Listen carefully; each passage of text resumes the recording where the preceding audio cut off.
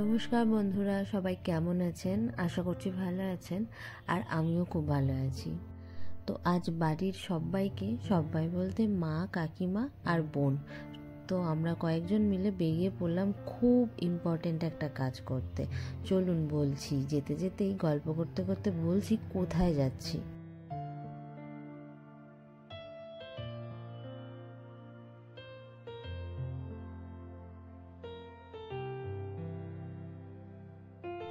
হ্যাঁ, চলে গেছিলাম বিয়ের বেনারসি কিনতে। ঠিকই দেখছেন, গড়িয়াহাটের আদি অক্ষয় অ্যান্ড কো যে ব্রাঞ্চটা আছে সেখানেই গেছিলাম বিয়ের বেনারসিটা কিনতে।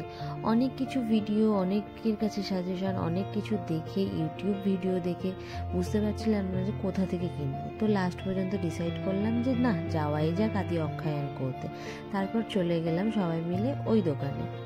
গিয়ে অনেক শাড়ি দেখলাম, তারপরে ডিসাইডই করতে পারছিলাম না যে কোনটা ছেড়ে কোনটা নেব। আমার অ্যাকচুয়ালি ওই জাল কাজটা পছন্দ হয় না, তো তার ভিতর থেকে সিলেক্ট করলাম একটাকে। সেটা পরেই সবাইকে দেখাচ্ছিলাম কেমন লাগছিল, তো সবাই বললো যে এটাই নিয়ে নিতে।